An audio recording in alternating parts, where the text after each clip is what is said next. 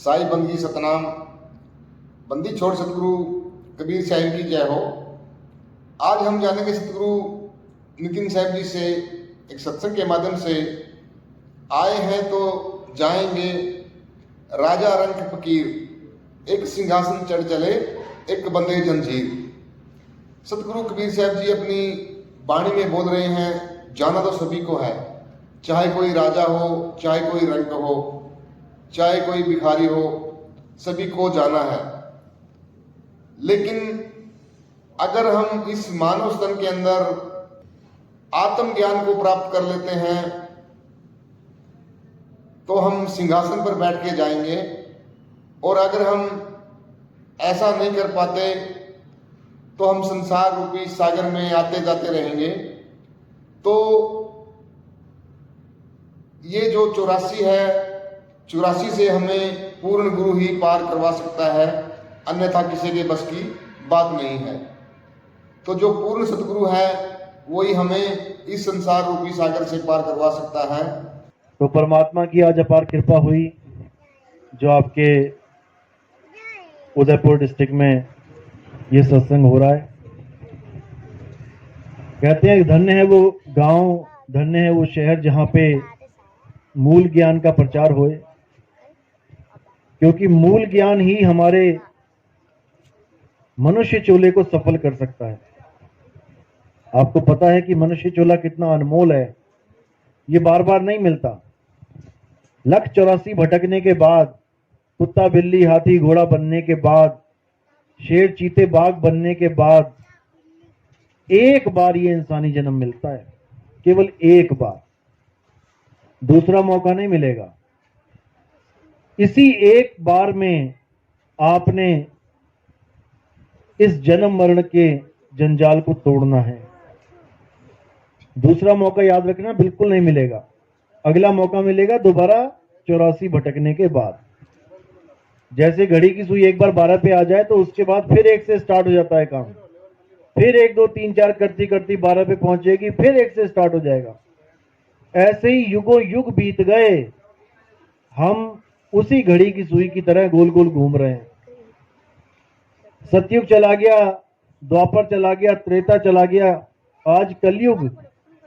कलयुग में भी हम यहीं के यहीं बैठे हैं, और एक दिन ऐसा आएगा कि फिर इस शरीर को छोड़ के दोबारा फिर पैदा हो जाएंगे।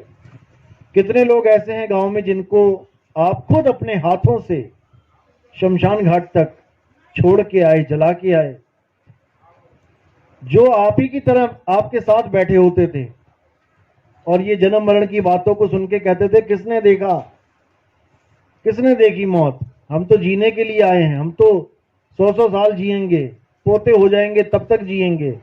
लेकिन कितने लोग आपको छोड़ के चले गए, पता भी नहीं लगा। ऐसी आपने भी एक दिन चले जाना है। कोई भी स्थिर नहीं है यहाँ पे। हमें इंसान जन्म क्यों मिला है, हमने केवल इस पे विचार करना है। भगवान ने हमें कुत्ता बिल्ली क्यों नहीं बना दिया, हमें मुर्गी बकरा क्यों नहीं बना दिया। कसाई के बाड़े में पड़े हजारों मुर्गियां अपनी मौत का इंतजार करती हैं।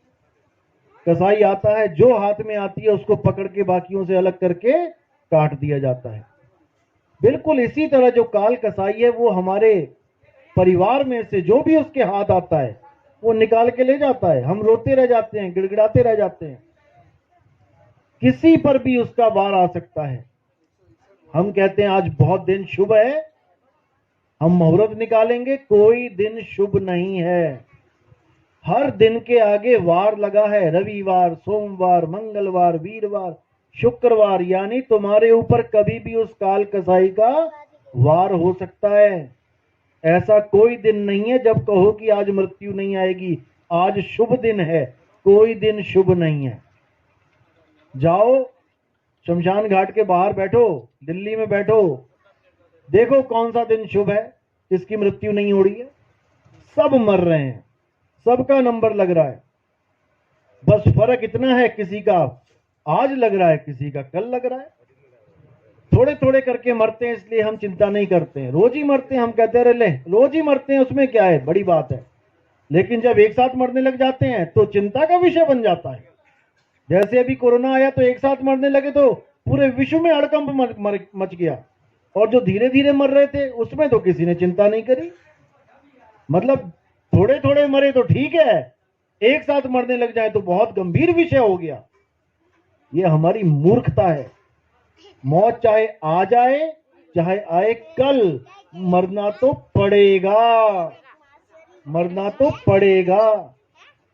इसमें खुश होने की बात नहीं कि कोरोना चला गया, मृत्यु दर कम हो गई। भैया कल भी मरना पड़ेगा, इसलिए इससे पहले कि मृत्यु आए मरने का इंतजाम ही कर लो।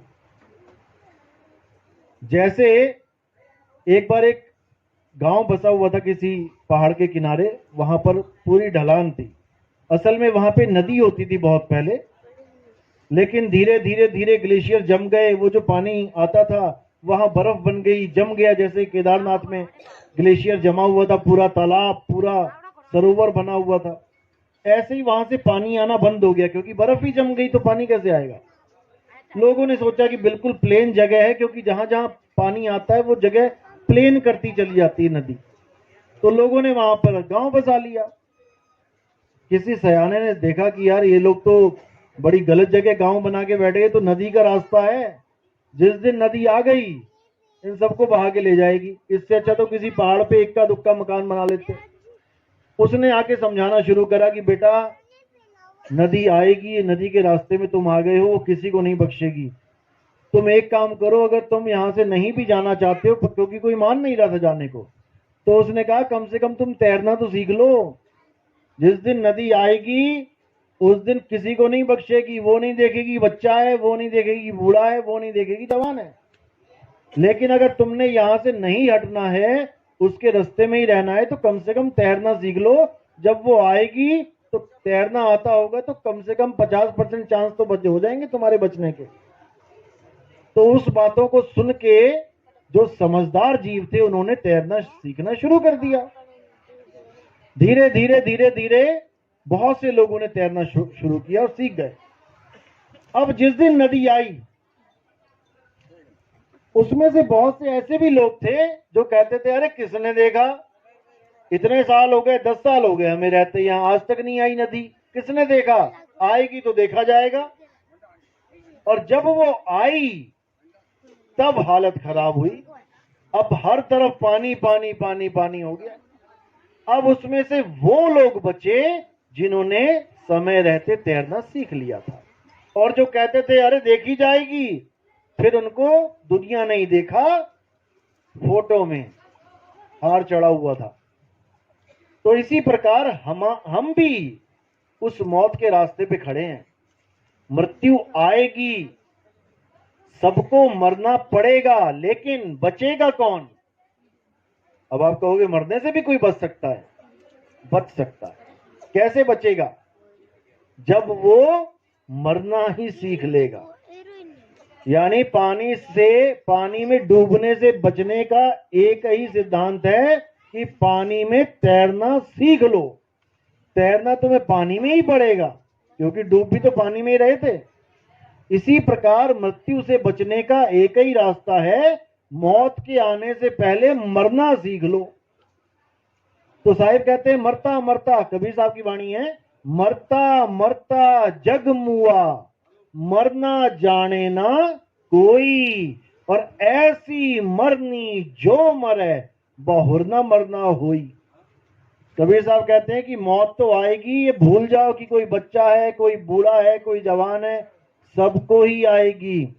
लेकिन मरने से बचने का एक ही तरीका है कि तुम अपने उस स्वरूप को जान लो जो कभी मरता ही नहीं है। क्योंकि मौत किसकी आएगी, इस काया की आएगी, शरीर की आएगी। शरीर मरेगा, तुम नहीं। फिर समझ लो, शरीर मरेगा, तुम नहीं मरोगे।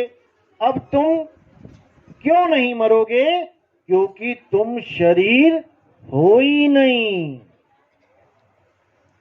जो आप अपने आप को समझ रहे हो कि मैं तो आदमी हूं, मैं बूढ़ा हूं, मैं जवान हूं, भाई ना तुम आदमी हो, ना तुम औरत हो, ना तुम बूढ़े हो, ना तुम जवान हो। तुम हो क्या, आत्मा हो। हे अर्जुन, गीता में क्या बोला याद करो। कितनी बार पढ़ी गीता, कितनी बार सीरियल देखा, लेकिन समझ पाए क्या आज तक? अध्याय 2 पढ़ो। हे अर्जुन, जिनको देख के शोकवश तुम अपने धनुष बाण को छोड़ के बैठ गए हो कि मैं अपने चाचा को कैसे मारूं, मैं अपने दादा को कैसे मारूं, मैं अपने भाइयों को कैसे मारूं। हे अर्जुन, तुम चाह कर भी अपने चाचा दादा भाई को मार नहीं सकते, क्योंकि ये तुम्हारे चाचा भाई दादा ये कोई शरीर नहीं है, ये आत्मा है, ये आत्मा है। तुम केवल इनके शरीरों को मार सकते हो, आत्मा को नहीं मार सकते। तुम्हारे भाई कभी नहीं मरेंगे, लेकिन उनके कपड़े, उनकी जो शरीर है, इसका नाश हो जाएगा। क्योंकि हे अर्जुन, हम सबके शरीर जीवात्मा के कपड़े हैं। जैसे हम कपड़े धारण करते हैं, किसी ने सफेद पहन लिया, किसी ने पीला, किसी ने काला, तो पहनते पहनते पहनते घिस गए, फट गए, तो कपड़े उतार के दूसरे पहन लिए। ऐसे ही जो हमारे शरीर हैं, ये हमने कहां से पहने? मां के गर्भ से पहन के आए हम। उसी गर्भ में किसी को लड़की का शरीर दे दिया, किसी को लड़के का शरीर, यानी कि कपड़े मिल गए। कोई लड़की की ड्रेस पहन के आ गया, कोई लड़के की ड्रेस पहन के आ गया। अब वो अपनी ड्रेस को ही अपना स्वरूप मान बैठा। अब ये जीव अपने आप को आदमी समझ रहा है, अपने आप को औरत समझ रहा है, जबकि आदमी और औरत के कपड़े हैं। और एक दिन इन कपड़ों को यहीं छोड़ के वो फिर मां के गर्भ में चला जाएगा। कितनी दुनिया है, आप देखो नजरों से, कितने लोग, कितने जानवर, कितने हाथी घोड़ा बिल्ली पक्षी कितने हैं। कहां से आए ये सब? हम लोग कहां से आए इस दुनिया में? मां के गर्भ से आए हैं। ऐसा कोई नहीं है जो मां के गर्भ में नहीं आया। अब हम जब मृत्यु हो जाएगी शरीर की, तो कहां चले जाएंगे? जहां से आए हैं वहीं जाएंगे। दोबारा से हमारे एक दिन कम होता जा रहा है। दोबारा से मां के गर्भ में जाने की तैयारी हो रही है। तो साहिब कहते हैं, कबीर साहब कहते हैं, जहां से आया और वहीं समाया, कहे कबीर तूने क्या कमाया। तू इस शरीर में आया, मनुष्य चोले के शरीर में आया, और दोबारा फिर तैयारी कर रहा है गर्भ में जाने की। जब गर्भ में था तब अंदर ही अंदर चीखता चिल्लाता था कि मुझे निकालो परमात्मा, कहां फंस गया मैं। इतनी गर्मी होती है वहां पे, इतनी ज्यादा जठराग्नि होती है कि आप सोच भी नहीं सकते। उल्टा लटकाया जाता है आपको, पैर ऊपर होते हैं, सिर नीचे होता है, और मल मूत्र में पड़े होते हो। तब परमात्मा से अरदास करते हो कि एक बार मुझे निकाल दो यहां से, मैं तेरी रोज भक्ति करूंगा, एक पल भी तुझे नहीं बिसारूंगा, तुझे भूलूंगा नहीं। लेकिन बाहर निकलते ही हमें माया की हवा लग जाती है। माया की ऐसी हवा लगी कि अब परमात्मा कौन, तू कौन और मैं कौन। मैं तो एमएलए, मैं तो सीएम, मैं तो पीएम, मैं तो यहाँ का ग्राम पंचायत का प्रधान बन गया। भाई कोई कुछ नहीं बना। दोबारा गर्भ में जाने की तैयारी हो रही है, चाहे वो कोई भी क्यों ना हो। अब बचना क्या कैसे है? दोबारा मां के गर्भ में जाने से कैसे बचा जा सकता है?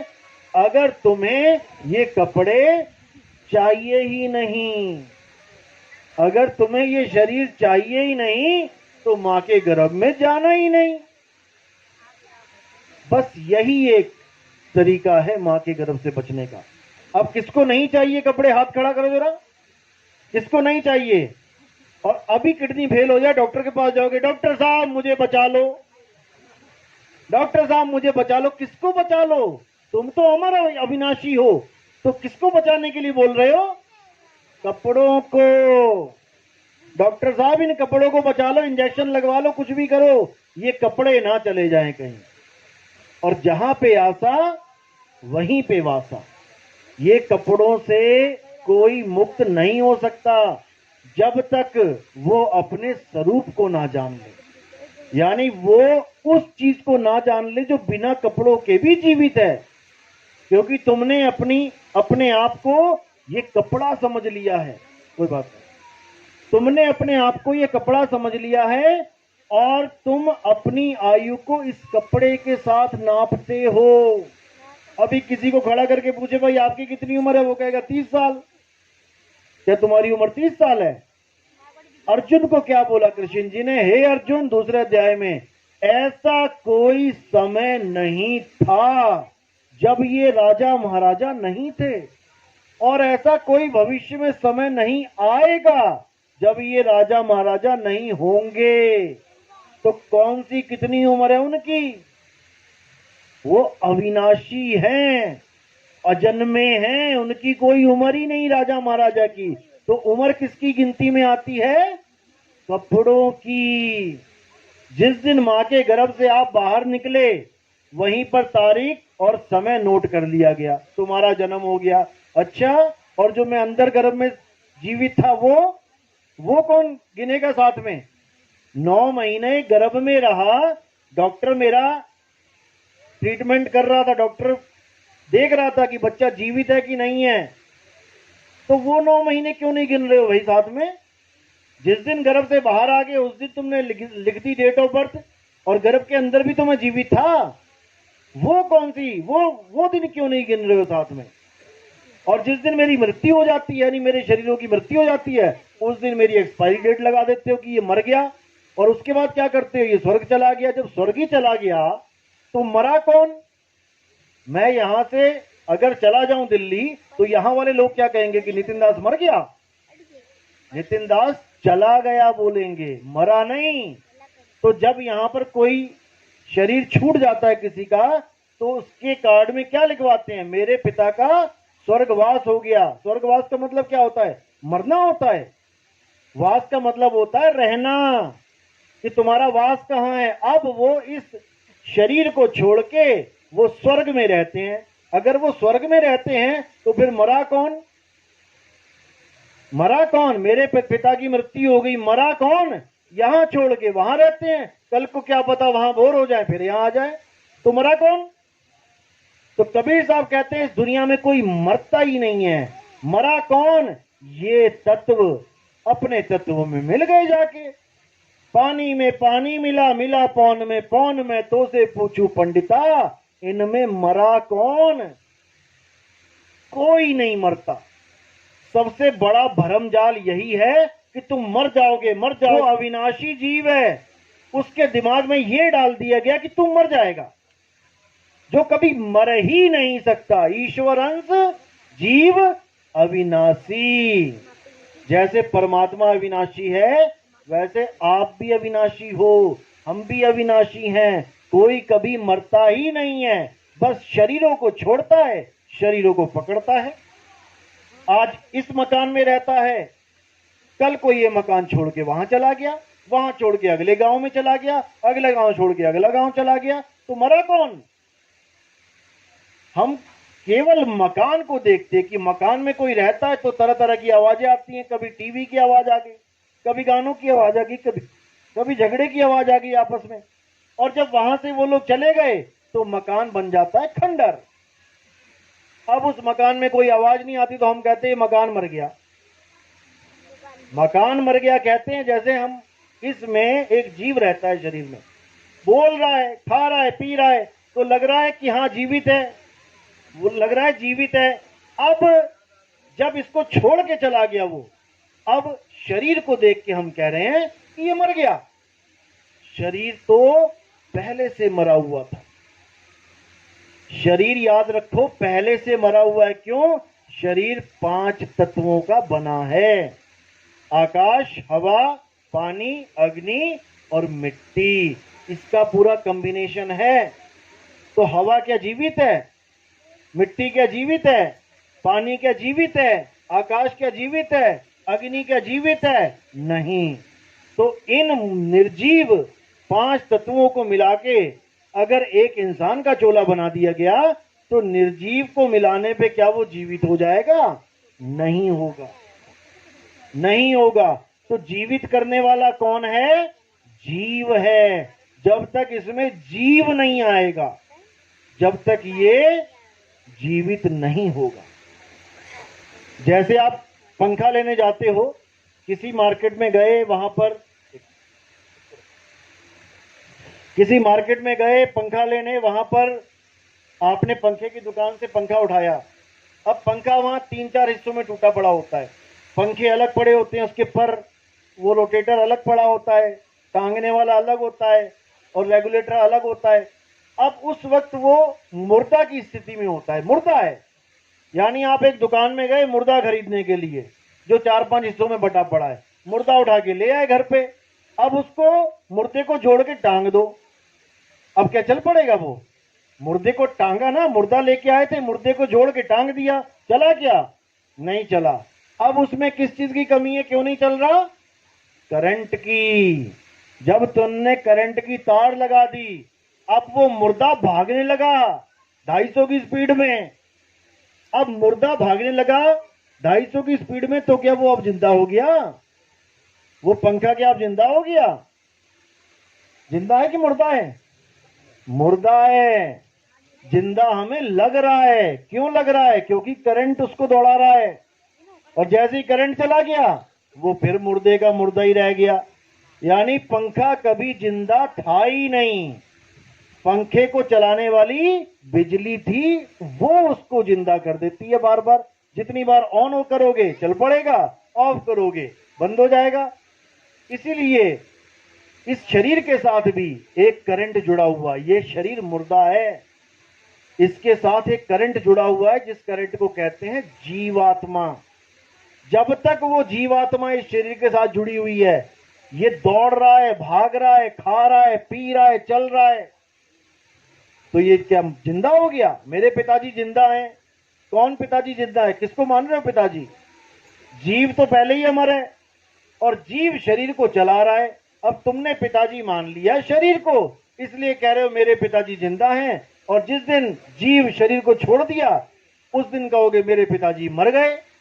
तो तुमने पिताजी मान लिया शरीर को, जबकि पिताजी कौन है? वो जीव पिताजी है, जो छोड़ के चला जाता है, जो पड़ा हुआ है लाश, वो पिताजी नहीं है।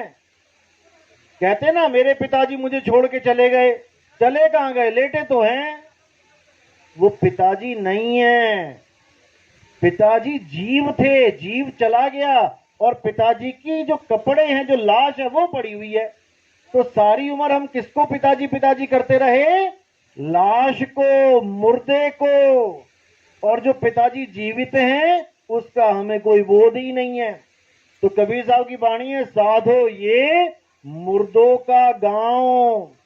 ये जितने भी लोग तुम्हें दिखाई दे रहे हैं ये सब मुर्दे हैं, लेकिन तुम्हें लग रहा है जीवित हैं। क्यों? 1000 पंखे लगे हों जिसमें से 500 में बिजली आ रही है, 500 के स्विच ऑफ हैं, तो जिसकी बिजली चल रही है वो दूसरों को क्या कह रहे हैं? अरे ये तो मर गया, ये तो मरे हुए हैं। भैया तुम भी मरे हुए हो, अगर तुम अपने आप को शरीर मानते हो तो।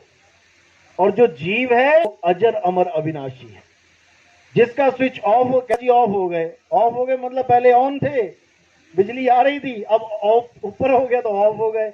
अब जब ऑफ हो जाता है पंखा तो उठा के उसको फूंक आते हैं शमशान घाट में। किसको फूका? पंखे को फूका, बिजली को नहीं फूक के आए। जैसे तोता होता है पिंजड़े में, अब पिंजड़े में तोता है, तोता और पिंजड़ा दो चीजें अलग अलग हैं। क्या तोता ही पिंजड़ा है? नहीं है। क्या पिंजड़ा ही तोता है? नहीं है। अब ये पिंजड़ा क्या है? ये शरीर। इस पिंजड़े में एक तोता बैठा है जो रोज बोलता है मिट्ठू मिट्ठू। अब बस फर्क इतना है कि वो तोता दिख नहीं रहा, वो तोता किसी को दिखता नहीं है, तो लोगों को लगता है पिंजड़ा बोल रहा है। अच्छी तरह समझना इसको, लोगों को लगता है कि पिंजड़ा बोल रहा है, जबकि पिंजड़े में बैठा तोता बोल रहा है। अब एक दिन पिंजड़े की मृत्यु हो गई, क्योंकि तोता तो उड़ गया। जैसी तोता उड़ गया मानो आज उड़ गया। अब पिंजड़े की मृत्यु होगी, पिंजड़ा पड़ा हुआ है। अब पंडित जी आगे कहते जी अब तो पिताजी का वो करवाना पड़ेगा क्रियाक्रम, नहीं तो मुक्ति नहीं मिलेगी। अब क्रियाक्रम देखो क्या हो रहा है। तोता उड़ गया आज शाम को 4 बजे, सबको इंफॉर्मेशन चली गई कि भाई पिताजी ऑफ हो गए, सारे आ जाओ।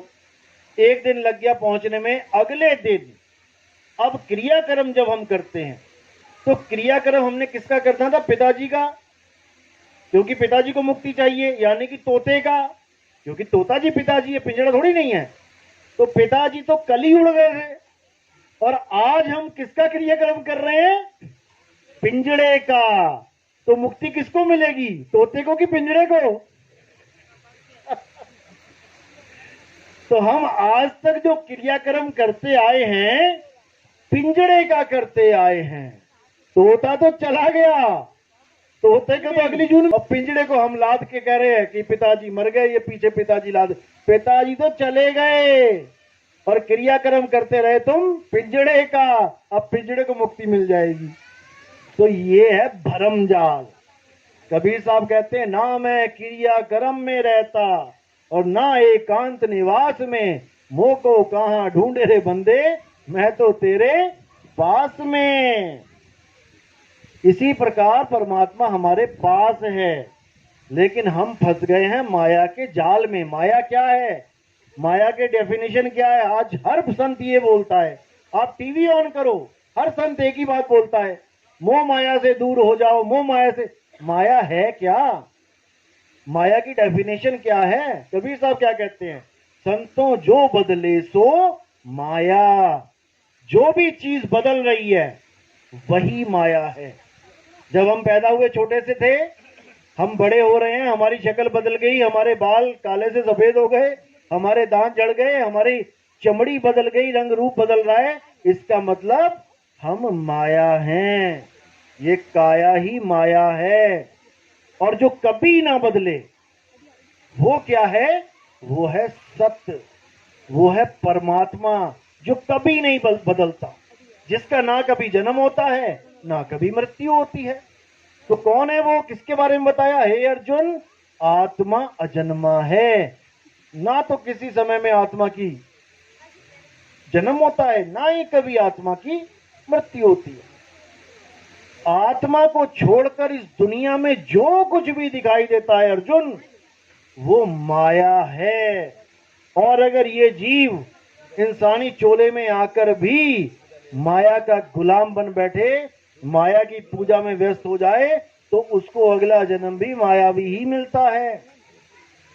और जो अपनी आत्मा में रमण करता है, अध्याय 3 17वां श्लोक, जो लोग अपनी आत्मा में रमण करते हैं, जो अपनी आत्मा में स्थित हो जाते हैं, जो अपनी आत्मा में संतुष्ट हो जाते हैं, हे अर्जुन, उन्हें किसी भी अन्य धार्मिक कर्म कर्तव्यों को पालन करने की जरूरत ही नहीं पड़ती। यानी किसी मंदिर जाने की जरूरत नहीं पड़ती, क्योंकि मंदिर क्या है? मंदिर भी माया है, क्योंकि बदल रहा है। जैसी बनना शुरू किया, ईंट पे ईंट रखी, देखो बदल रहा है, रोज बढ़ रहा है, तुम्हारी काया की तरह। करते करते करते बढ़िया से कलर कर दिया, सब कुछ बढ़िया कर दिया, कितना ही बढ़िया कर दो, एक दिन फिर वो ध्वस्त हो जाएगा। तो जो बना, टिका और बिगड़ गया, वो 3 गुणों के अधीन आ गया, वही माया है। इसी को बोला है त्रिगुणी माया। संतो माया महाठगिनी हम जानी, त्रिगुण फांस लिए कर डोले, बोले माधुरी बाणी, माया महाठगिनी हम जानी। इस माया ने सबको ठगा है, 3 गुणों से ठगा है। जब तक हम 3 गुणों से ऊपर नहीं उठ गए, 7वां अध्याय पढ़ो, हे अर्जुन, जो लोग 3 गुणों से नीचे रह जाते हैं, जो त्रिगुणी माया में उलझे रह जाते हैं, वो अपना अनमोल जन्म बर्बाद कर जाते हैं। असली भगत वो होते हैं जो 3 गुणों से ऊपर उठ जाते हैं, यानी वो उस चीज की पूजा कभी नहीं करते जो 3 गुणों के अंतर्गत आ जाती है। 3 गुणों का मतलब है रजोगुण, सतोगुण, तमोगुण। रजोगुण का मतलब होता है कोई भी चीज का पैदा होना, जिसको हम ब्रह्मा जी कह देते हैं, रजोगुणी ब्रह्मा। ब्रह्मा का जो मूल कार्य है वो क्या है? सृष्टि को सर्जन करना। ब्रह्मा जी सारी सृष्टि को बनाते हैं। आगे है सतोगुण। सतोगुण कौन है? विष्णु जी का नाम लेते हैं वहां पे, यानी सृष्टि का पालन करना। और तमोगुण क्या है? सृष्टि का संहार करना। उसके लिए किसका नाम लिया जाता है? भोले शंकर का, कि शंकर जी ही संहार करते हैं। ब्रह्मा जी पैदा करते हैं, विष्णु जी पालना करते हैं और शंकर जी संहार करते हैं। अब जिस भी चीज को पैदा, पाला या संहार किया जाए वही माया है। कोई भी चीज है जो पैदा हो रही है, पल रही है कुछ देर और उसके बाद उसका नाश हो रहा है, माया है। और अगर तुम माया में अटके रहोगे तो कभी परमात्मा को प्राप्त नहीं कर सकते। हे अर्जुन, जो इस 3 गुणों की माया को लांग जाते हैं वही मुझे प्राप्त कर सकते हैं, मेरे अजन्मे स्वरूप को प्राप्त कर सकते हैं। क्योंकि गीता में ही कृष्ण जी ने अपने 2 स्वरूप बताए हैं। एक स्वरूप क्या बताया कि हे अर्जुन, तेरे और मेरे कई जन्म हो चुके हैं, मैं उन जन्मों को जानता हूं, तू उस जन्मों को नहीं जानता। तो एक स्वरूप हो गया जिसका जन्म हो रहा है और मृत्यु हो रही है। अब ये कौन सा स्वरूप है? जिस स्वरूप की आप पूजा करते हो मंदिरों में, शरीर की। कृष्ण जी की फोटो देख के कभी ये तो नहीं कहते कि हनुमान जी हैं। कृष्ण जी की फोटो देख के कृष्ण जी कहते हैं ना, तो कैसे पहचाना उनको? उनकी काया से, उनके शरीर से। और काया क्या है? माया। अब ये हो गया कृष्ण जी का मायावी स्वरूप, जिसमें सारी दुनिया उलझ गई है। सारी दुनिया उलझी पड़ी है कृष्ण जी की पूजा करने में, लेकिन असत्य स्वरूप की, शरीर की। अब दूसरा स्वरूप क्या बताया कृष्ण जी ने गीता में? कि जो लोग मुझे अजन्मा करके जानते हैं, यानी मैं कभी पैदा ही नहीं होता, जो पैदा नहीं हुआ उसका कभी नाश नहीं होता। जो लोग मेरे अजन्मे स्वरूप को जानते हैं वो मेरी माया को बड़े आराम से लांघ जाते हैं। बिल्कुल क्लियर कर रखा है 7वें अध्याय में। यानी कि मेरे भी 2 पूजा विधि है। एक पूजा विधि है जो माया की पूजा हो रही है। माया की पूजा मतलब मेरी काया की पूजा हो रही है। काया में क्या आ गया?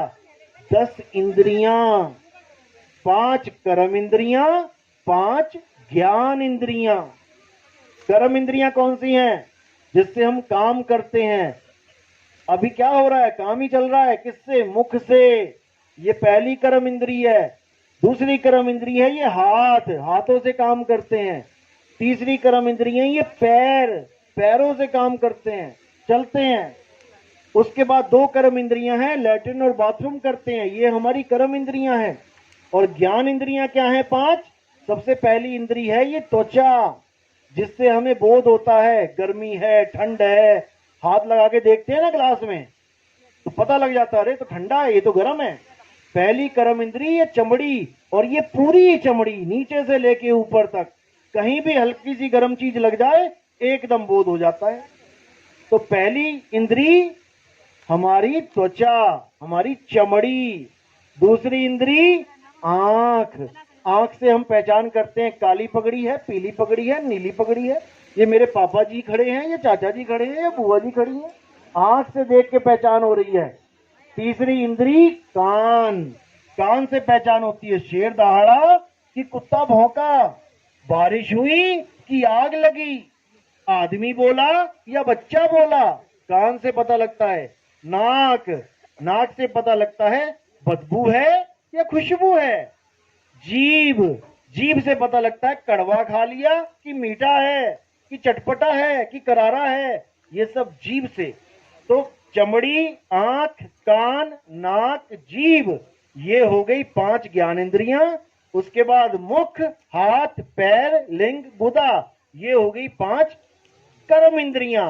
अब इन्हीं इंद्रियों को अगर हम अलग अलग कर दें, आंख अलग लगा दें, यहां टांग दें, नाक अलग टांग दें, चमड़ी पूरी एक अलग टांग दें, हाथ पैर अलग कर दें, तो इसको कौन भगवान बोलेगा? आंख को, कान को, नाक को? कोई बोलेगा क्या? नहीं बोलेगा। अब इसी का एक बंडल बना दें। जब हम फोटो बनाते हैं किसी की तो क्या बनाते हैं? चमड़ी बना दी, कान लगा दिया सही जगह पे, नाक लगा दी सही जगह पे, आंखें लगा दी, हाथ पैर लगा दिए। अब वो कौन बन गया? अब पूजनीय बन गया, भगवान बन गया। अलग अलग कर दो तो भगवान नहीं है, और इकट्ठा कर दो तो वो भगवान बन गया। यही माया है।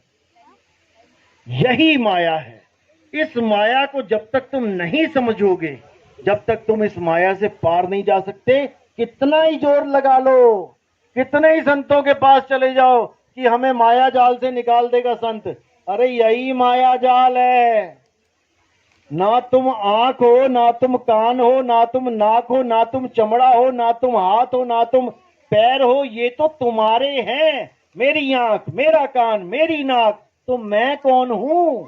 ये तो मेरे हैं। मेरा घर, मेरा मकान, मेरी दुकान, मेरा सोफा, मेरी बाइक, तो मैं कौन हूं? जब तक मैंने खुद को नहीं जाना कि मैं क्या हूं, जब तक मेरी मेरी मेरी को ही मैं समझता रहूंगा। मेरी आंख, मेरा कान, मेरा नाक, इसको मैं समझता रहूंगा। मैं क्या हूं? अपनी फोटो क्या दिखाते हो? एक तोते को बोला कि अपनी फोटो खिंचवा के लेके आ, और तोता अगर अपने पिंजड़े की फोटो खिंचवा के लेके आ जाए तो हम हंसेंगे, अरे भैया तेरी बोला, तेरे पिंजड़े की थोड़ी नहीं बोला। लेकिन जब मैं आपको कहता हूं अपनी फोटो खिंचवा के लेके आओ, तो किसकी खिंचवा के लाते हो? पिंजड़े की। जब को लाशाते ना अपनी और अपने बच्चों की फोटो खिंचवा के लाओ, तो तुम अपने पिंजड़े की और अपने बच्चों पिंजड़ों की फोटो खिंचवा के लेके आते हो। ये तुम्हारे पिंजड़े हैं। जब ये तुम्हारे पिंजड़े हैं, ये तुम नहीं हो, तो भगवान कृष्ण वो पिंजड़ा कैसे हो सकते हैं भाई? समझो, ध्यान से, गौर से। जिसकी तुम पूजा कर रहे हो दिन रात, वो कृष्ण जी नहीं है, वो कृष्ण जी का पिंजड़ा है। पिंजड़े की पूजा कर रहे हो दिन रात। कृष्ण जी का तो अता पता नहीं है तुम्हें, कृष्ण जी होता क्या है। जैसे तुम्हें खुद का अता पता नहीं है। तोता अपने आप को जानता ही नहीं है मैं तोता हूं, वो अपने आप को पिंजड़ा मान के बैठ गया है। अब वो तोता क्या है? आत्मदेव है। और पिंजड़ा क्या है? माया है। रोज बदल जाता है। आज बाल लाल हैं, कल को काले कर लो, बदल गया। लेकिन तोता नहीं बदलता, उसी को आत्मा बोला गया है। कबीर साहब कहते हैं, अरे आत्म ज्ञान बिना नर भटके, कभी काबा कभी काशी, जल में मीन प्यासी, मुझे देख दे आवे हंसी। कि मुझे हंसी आती है। काशी में क्या देखने जा रहा है? कृष्ण जी का पिंजड़ा। वो केदारनाथ में क्या देखने जा रहा है? शंकर जी का पिंजड़ा। अरे भाई, शंकर जी, कृष्ण जी आत्मा है, पिंजड़े नहीं है। और तुम भी एक आत्मा हो, पिंजड़ा नहीं हो। जब तक तुमने अपना बोध नहीं कर लिया, जब तक तुम पिंजड़ा ही मानते रहोगे। कबीर साहब कहते हैं, अरे 10 द्वारे का पिंजड़ा, तामे बोले कौन, रही में को अचरज है, उड़ा सो अचरज कौन। जो तुम्हारा तोता होता है पिंजड़े में, तुम हल्का सा गेट खोल देना रात को, फुर करके उड़ जाएगा। उसके बाद तुम सारी उम्र गेट खोल के रखना, वापिस आएगा क्या? कभी नहीं आएगा। लेकिन इस काया में जो तोता है, ये 9 दरवाजे खुले पड़े हैं, फिर भी नहीं उड़ता।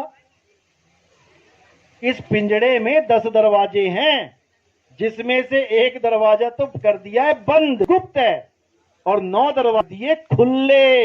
हे अर्जुन, इन 9 द्वारों के पिंजड़े में जीव रहता है। कौन से 9 द्वार? 1 2 2 आंखें, 1 2 2 कान, 2 और 2 4, 1 2 नाक के 2 छेद, 6 मुंह, 7वां दरवाजा लिंग और गुदा, लैट्रिन बाथरूम, ये 2 दरवाजे अलग, 9 दरवाजे हो गए। इन 9 दरवाजों में से ही जीव यानी तोता अंत में उड़ जाता है। मरते हुए किसी के देखोगे लैट्रिन निकल गई बेचारे की, किसी की पेशाब निकल जाती है, किसी की जीभ बाहर आ जाती है इतनी लंबी, किसी की आंखें बाहर आ जाती हैं, किसी के नाक में से, कान में से खून निकल जाता है। इन 9 दरवाजों में से ही सबको एक दिन पिंजड़ा खाली करके जाना पड़ेगा। जो 9 दरवाजों से निकल गया वो कहां गया? वो 1,84 में चला गया। अब एक 10वां दरवाजा है। अगर कोई 10वें दरवाजे से भी निकल जाता है, तब भी उसकी मुक्ति नहीं होती। वो कहां जाता है? वो स्वर्ग महास्वर्ग में जाता है। 10वें द्वार से जीव जब जाए, स्वर्ग लोक में वासा पाए। थोड़े दिन भोगेगा वहां पे स्वर्ग, उसके बाद क्या? जब अपनी कमाई खत्म हो गई, स्वर्ग वाली चल नीचे, फिर से यहीं आ जाएगा। इसलिए कबीर साहब कहते हैं कि दसों द्वारे गंधम गंदा और सार शब्द चीने नहीं अंधा। दसों द्वारों से निकल जाओगे तब भी मुक्ति नहीं होगी। मुक्ति कहां होगी कि समाना कहां है। हम भक्ति के नाम पे क्या कर रहे हैं? जाप, अजप्पा और अनहद। या तो हम भगवानों के नाम जप रहे हैं, हरे राम हरे कृष्ण, या ईसाई हैं तो वाहेगुरु, अल्लाह क्या नाम है, हालेलुया हालेलुया, और सिख हैं तो वाहेगुरु वाहेगुरु वाहेगुरु, मुसलमान हैं तो अल्लाहू अल्लाहू अल्लाह। क्या है ये सब अक्षर हैं, 52 अक्षर हैं। कब पैदा हुए, कब आए इस दुनिया में?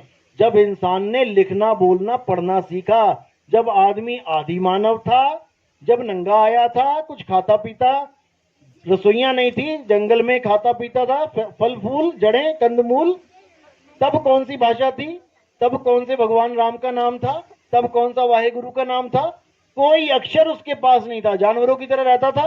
तब राम का नाम कहां था? तब कबीर का नाम कहां था? तब अल्लाह वाहेगुरु कहां था? कहीं भी नहीं था। अल्लाह वाहेगुरु तो था, लेकिन उसका कोई नाम नहीं था। ये धीरे धीरे नाम बना लिए। हिंदुस्तान में हिंदी के नाम बन गए, अरब में अरबी के नाम बना लिए, अंग्रेजों ने अंग्रेजी के बना लिए, जापान ने जापानियों को बना लिए, सारी खिचड़ी बना दी अलग अलग नामों की। अब अपने अपने भगवानों को अपनी अपनी भाषा के नाम से याद कर रहे हैं। यही जाप, कबीर साहब कहते हैं कि यही जाप सबसे बड़ा बंधन बन चुका है मुक्ति के लिए। यही सबसे बड़ा बंधन है। प्यास लगती है तो कौन सा नाम जपते हो भाई? कौन सा नाम जपते हो? कहां जाते हो? सीधे पानी के पास। और पानी ना पता हो तो लोगों से पूछते हो, भैया कहीं नल लगा है, भैया कहीं पानी मिलेगा? क्यों? क्योंकि तुम्हें वहां पर इतना पता होता है कि पानी की प्यास किसी मंत्र से नहीं बुझेगी, पानी पीने से बुझेगी। लेकिन जब भगवान की बारी आती है कि भगवान को याद करना, भगवान को पाना है, तो मंत्र आ जाता है बीच में से, राम राम राम राम राम राम, अल्लाहू अल्लाहू अल्लाहू। अब ये तो आया, अब इसमें बड़ा छोटा भी आ जाता है। तेरा अल्लाहू छोटा है, मेरा राम बड़ा है। तेरा वाहेगुरु छोटा है, जीसस बड़ा है। अब बड़ा छोटा क्या कर रखा है? नमो को। सारे नाम दुनिया में से हटा दो। मान के चलो आज वही जमाना आ जाए जब इंसान नंगा ही आया था, जड़े खाता था, खोद खोद के जानवरों का शिकार करता था, आग की भी खोज नहीं कर पाया था। तब बताओ कि अगर भगवान को याद करना होता तो कैसे याद करते? कौन सा नाम लेके याद करते? आज तो पढ़ लिए लिख लिए तो आज सारे नाम तुम्हें रटे हुए हैं। उस वक्त कोई नाम ही नहीं था, तब क्या करते? आज तो पानी का नाम तुम्हें पता लग गया, उस वक्त पानी का नाम भी नहीं पता था, लेकिन फिर भी प्यास बुझाते थे। किससे? पानी से। आज भी इंसान को छोड़कर जितने जानवर हैं, क्या उनकी प्यास नहीं बुझती? लेकिन वो तो जानते नहीं कि पानी का नाम पानी रखा है तुम लोगों ने। चिड़िया को प्यास लगती है तो ये देखती है कि पानी कहां है, सीधे वहीं जाती है, वो नाम नहीं जपती। लेकिन इंसान परमात्मा की खोज ना करके परमात्मा के नाम में फंस गया है, केवल नाम में फंस गया। तुम किसको मानते हो? मैं अल्लाह को मानता हूं। अरे रे रे रे, ये तो बेकार बंदा है। अब उसने केवल अक्षर बोला है अल्लाह। अब चाहे वो अल्लाह उसका राम ही क्यों ना हो, लेकिन वो अल्लाह के नाम से परहेज करके बैठ गया। जैसे पानी का नाम है जल, वाटर, नीर, तोय। अब अगर वहां चले जाओगे बंगाल में तो वहां पे जल को बोलते हैं जौल। अब तुमने वहां पूछा भैया पानी है क्या? अरे नहीं पानी नहीं, यहाँ तो जौल मिलता है, पानी नहीं है यहाँ पे। तुम कर्नाटक में चले जाओ, वहां नीर बोलते हैं, नीर। तुम पानी पानी कह के थक जाओगे, वो कहेंगे भैया नीर मिलता है यहाँ पे। अब तुम्हें पानी के नाम से एलर्जी है, लेकिन नीर भी उसी का नाम है। दिक्कत ये है, अल्लाह बोलो, वाहेगुरु बोलो, गॉड बोलो, कुछ भी बोलो, वो ताकत एक है जो तुम्हें चला रही है। ये करंट एक है, ये सारी दुनिया के पंखों को चला रहा है, क्योंकि ये एक है। इसी प्रकार हमने उस एक को जानना है जो हम सबको चला रहा है। वो कौन है? घट घट मेरा साइया, सुनी सेज न कोय, और बलिहारी व घट की जिस घट प्रगट होए। वो कनेक्शन सबके साथ जुड़ा हुआ है, तभी तो ये सारे पंखे चल रहे हैं। ये सारे हैं। जिस जिसका कनेक्शन ऑफ होता जाएगा उसका पंखा गिरता जाएगा। बस उस कनेक्शन को जानना है। हम अपने आप को पंखा मान रहे हैं बार बार, इसलिए दोबारा दूसरे पंखे की डिमांड कर देते हैं। अब हमने अपने आप को करंट जान लेना है, और जब हम करंट ही हो गए अब हमें किसी पंखे की जरूरत नहीं है। पंखे को करंट की जरूरत है कि करंट को पंखे की जरूरत है?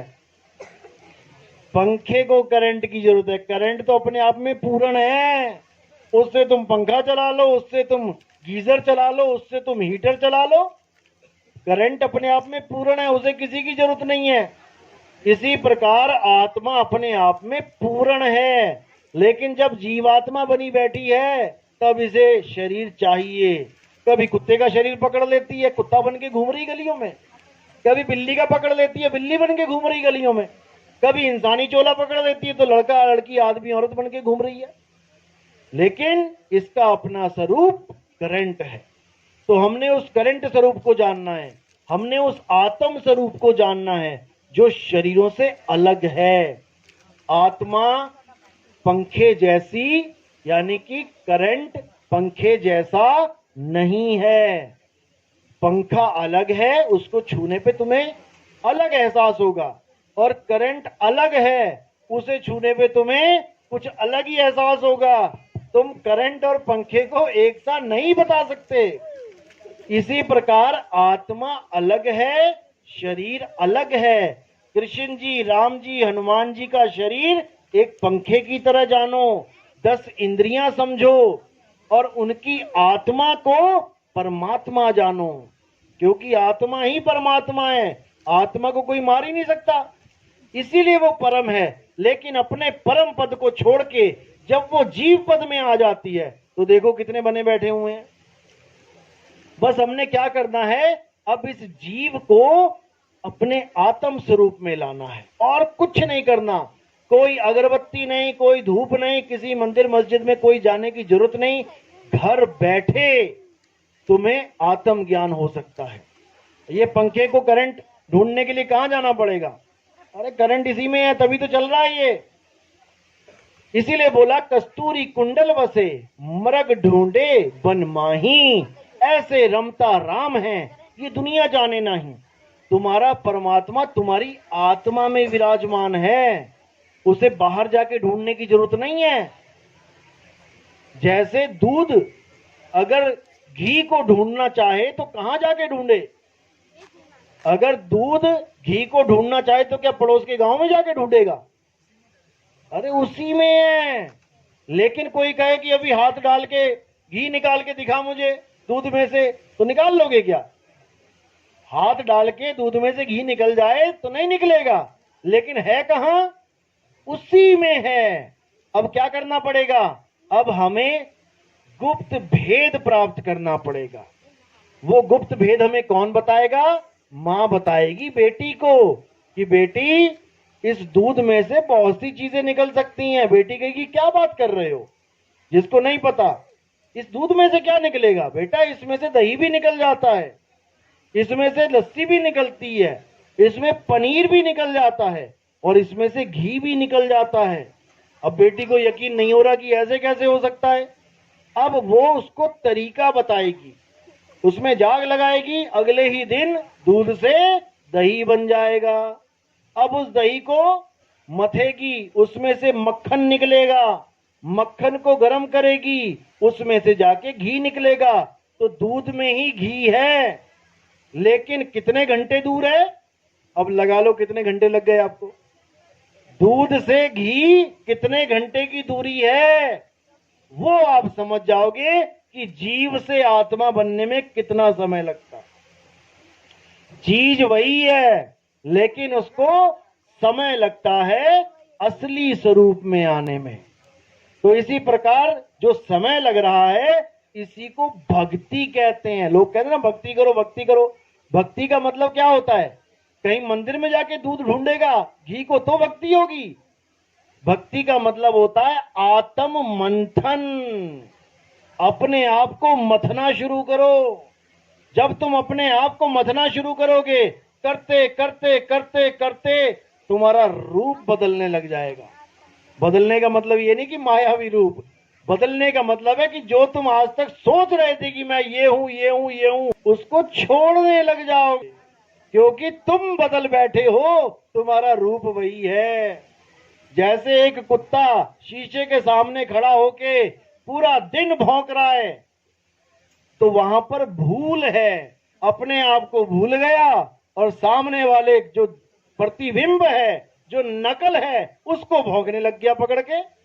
तो इसी प्रकार जो भूला हुआ कुत्ता है वो शीशे से बाहर है, और जो भूल है वो शीशे के अंदर है।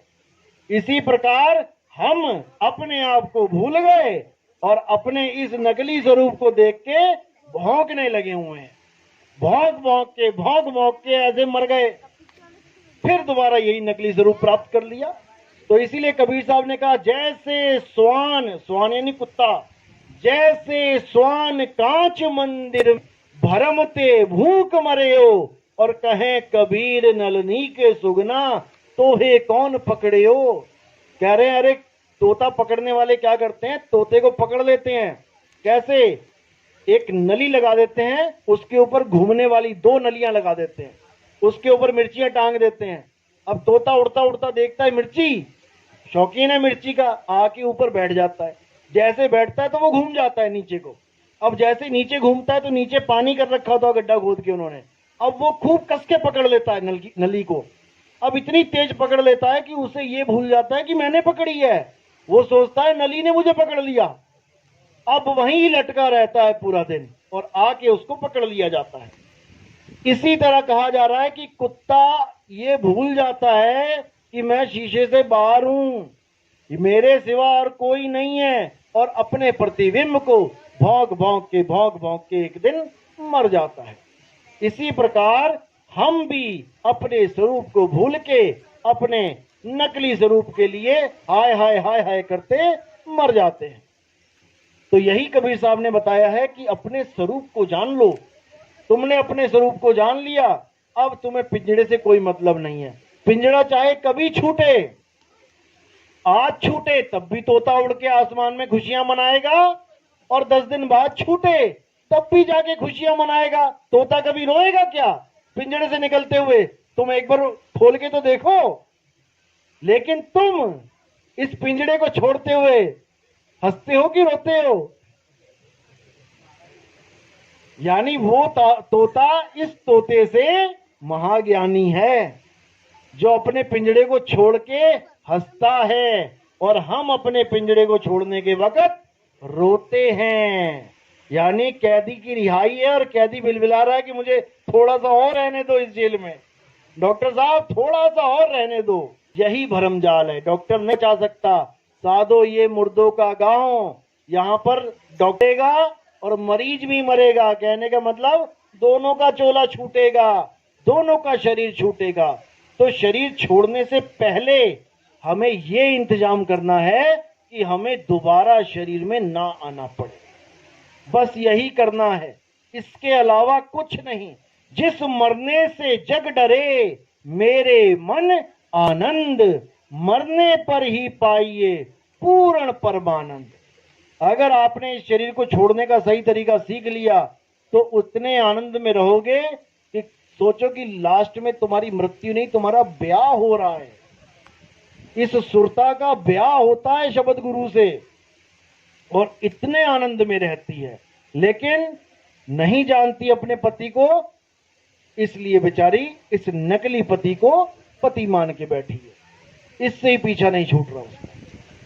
तो इसी के साथ मैं आज का सत्संग यहीं समाप्त करता हूं। बाकी जो हमारे सत्संग है आप YouTube पे देख सकते हैं। कहत कबीर सुनो भाई साधो चैनल है हमारा, कहत कबीर सुनो भाई साधो, आप YouTube पे देख सकते हैं। 1 नंबर से सत्संग सुने, उसमें मैंने नंबर दे रखे हैं 1 2 3 4 5 करके। तो जैसे ही आप 1 नंबर से स्टार्ट करेंगे, धीरे धीरे धीरे आपके दिमाग की सारी बत्तियां जो ऑफ हो चुकी हैं वो सब जलने लग जाएंगी। उसके बाद आपको पता लगने लग जाएगा कि आज तक मैंने जो मंदिर में कृष्ण जी की, राम जी की, हनुमान जी की, माता की जो मैंने पूजा करी थी, तो मैंने पूजा उनकी करी थी या पिंजड़े की? मैंने उनको धोया था मंदिर में या उनके कपड़ों को धोया था? राम ने रावण को मारा था, रावण के कपड़े फाड़े थे। बस इतना समझना है, राम ने कभी रावण को ना मारा था, ना ही राम कभी रावण को मार सकते हैं, क्योंकि रावण कोई शरीर नहीं है, रावण आत्मा है। राम आत्मा है, राम शरीर नहीं है। पूजा किसकी बोली है गीता में? जिसको शस्त्र काट नहीं सकता, अग्नि जला नहीं सकती, वायु सुखा नहीं सकती, जल भिगो नहीं सकता। हे अर्जुन, नैनम छिंदंती शस्त्राणि नैनम दहती पावका न चैनम क्लुंतापे न शोषति मारुता। हे अर्जुन, इस आत्मा को ना तो कोई शस्त्र काट सकता है, ना अग्नि जला सकती है, न वायु सुखा सकती, ना जल भिगो सकता है। उसकी पूजा करो जिसको शस्त्र नहीं मार सकता। और कृष्ण जी के शरीर को क्या लगा था? अंत में तीर लगा था। तीर क्या है? अस्त्र की शस्त्र है? लग गया ना। तो पूजा किसकी बोला था करने को? जिसके तीर भी नहीं लग सकता। और हम किसकी पूजा कर रहे हैं? जिसके तीर लग गया। बस इतना सा फर्क है सत्य और असत्य में। राम जी जब अपनी लीला खत्म करके गए तो कहां पे शरीर त्याग किया उन्होंने? किसमें? जल में। तो जब जल में शरीर गल गया, पूजा किसकी करनी थी? जिसको जल गला नहीं सकता। और हम किसकी करते रहे? जिसको जल ने गला दिया। बस इतना सा फर्क है। गीता में हर चीज स्पष्ट लिखी है, लेकिन तुम्हें कोई समझाने वाला नहीं मिल रहा है, इसलिए तुम्हें पिंजड़ों की पूजा करवाई जा रही है, कपड़े धुलवाए जा रहे हैं। ना तुम राम को कभी जान पाए, ना कभी कृष्ण को जान पाओगे, अगर तुम उनके कपड़ों को ही उनका स्वरूप मानते रहोगे। हे अर्जुन, इस दुनिया में दो प्रकार के जीव होते हैं, एक सत्य के प्रेमी होते हैं, एक असत्य के प्रेमी होते हैं। असत्य के प्रेमी वो होते हैं जो शरीरों से प्रेम करते हैं, जो शरीरों से नहीं उठ पाते। और सत्य के प्रेमी वो होते हैं जो आत्म सत्ता को जानते, जो आत्मा में ही लीन रहते हैं, वही ज्ञानी होते हैं। चौथा अध्याय 34वां श्लोक है। जो ऐसे गुरुकुल में चले जाते हैं जिस आत्मा को बोध किया है, आत्मा को जाना है, आत्मा को महसूस किया है, वही गुरु तुम्हें तुम्हारे आत्म स्वरूप का ज्ञान दे सकता है। एक बार आत्मा का ज्ञान हो जाने पर तुम्हें कोई भी अज्ञान भ्रमित नहीं कर सकता। उस तोते को कोई यकीन नहीं दिला पाएगा कि तू पिंजड़ा है। तोता पिंजड़े से अलग अपने आप को खूब अच्छी तरह जानता है। तुम एक बार पिंजड़े का गेट खोल के तो देखो, वो सीधे आसमान में दिखाई देगा तुम्हें, क्योंकि उसका मोह पिंजड़े से होता ही नहीं है। हे अर्जुन, जिसे एक बार अपने स्वरूप का ज्ञान हो जाए, वो इस पिंजड़े से मोह रखता ही नहीं है। उसको पता है कि मैं अजन्मा हूं, मैं शाश्वत हूं, मैं नित्य हूं। पिंजड़े तो आते जाते रहते हैं, उसकी कभी मृत्यु भी ना होती। तो कबीर साहब कहते हैं, अरे हम ना मरिब मरिब संसारा, हमको मिला जियावन हारा। मुझे वो आत्मा मिल गई, अब मैं अपनी आत्मा में रमण करता हूं, अब मुझे कोई मार नहीं सकता। तो इसी के साथ वाणी पे विराम देता हूं और उम्मीद करता हूं कि आप लोग को मेरी बात समझ में आई होगी। जिस जिसके समझ में आई है वो एक बार हाथ खड़ा कर दें।